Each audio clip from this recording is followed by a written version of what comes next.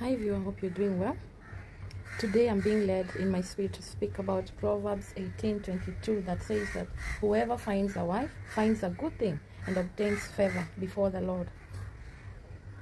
In my perception, I understand that favor means that man is a better person, that man upgrades in all aspects of his life, that man starts making better decisions because of just having a wife.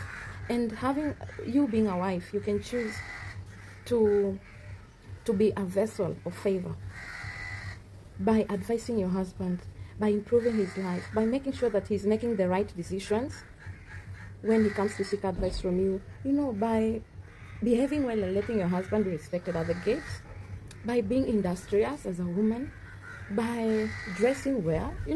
Sometimes people judge people just from the way they are dressed. So even as a wife, you can choose that to be the vessel that holds favor for your husband.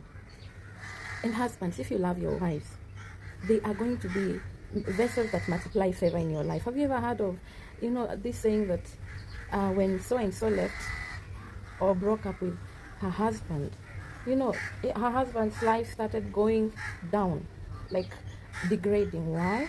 Because that woman was adding value to this husband's life. So let's not be the kinds of wives that are just there and there. Wewe ile TV ulipata nayo bwana wako ndio bado ako nayo, zile vitu ulimpata nazo ndio bado ako nazo. Like, then why are you two in that marriage? What's your purpose in that marriage? Be the kind of wife that gives your husband ideas, that gives your husband peace, that gives your husband these good things. Si kukaa tu unangojea, okay, he's the lead of that house, he's the head, the priest, the provider, the protector. But what are you? How are you helping in that? How are you helping in that as a wife? What is your purpose? Because if you can't make a difference in your husband's life, if he remains the same, then two are not better than one. It's just him that is doing all the work. Make sure that you are the kind of wife that ensures that your husband has peace, rests well, on time, eats well, his environment is good and upgraded. Siwe kufanyiwa tu vitu, you just want your husband to be doing things for you. I mean, he's also a human being. So make sure you add value to your husband's life. Choose to be that vessel that carries divine favor into your husband's life. Angalia tu, when you got married, are you still at the same level in everything? Socially, spiritually, physically, financially, all those aspects.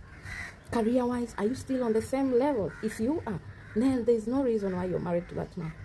Choose to be the vessel that carries favor into your husband's life. Otherwise, he's better off alone. Maybe you're not the woman of his rib, I don't know. Because marriage is more than just intimacy. Also, make sure that your husband is upgrading. Make sure that he's upgrading through the ideas that you give him, the corrections that you give him. You just being there, a happy vessel. Sikila saa kulialia, get your emotions together as a wife. You can cry sometimes, but not all the time. Okay? I want you to tell me where in the Bible that God says that you as a wife should be crying. I am yet to find that Bible verse. Maybe nyinyi wasikilizaji wangu mtanichanua. But you should choose every day to be a source of joy, a source of happiness, a source of peace, a source of upgrade for your husband. Remember, he married you and not any other woman. So if you can't play your role, then don't blame him, right? Don't blame him. If I was a husband and I sacrificed my resources to bring you into my home, to marry you, to provide for you, to protect you, to priest over your life, and you're not adding value to my life, what do you think I would do? Be that woman that chooses to be a vessel of favor in your husband's life. Thank you so much for watching this to the very end. That's it from me, and stay tuned for my next available video. Be a good thing as a woman and be a vessel of favor. Proverbs 18:22. There's a reason why you're in his life. If you can't play that role, then resigning is good. It's good for you, good for him. We are not rehearsing in this life. We are actually living it. In 100 years from now, you won't be around probably. It will just be your legacy that is present. So leave a worthwhile legacy for yourself as a wife, for the young girls that look at you, whether you know it or you don't, for your husband. Choose to be a vessel of favor. Make sure that your husband taps into all the favor that comes with you. Otherwise, I mean, two won't be better than one if you're not playing your role as a wife.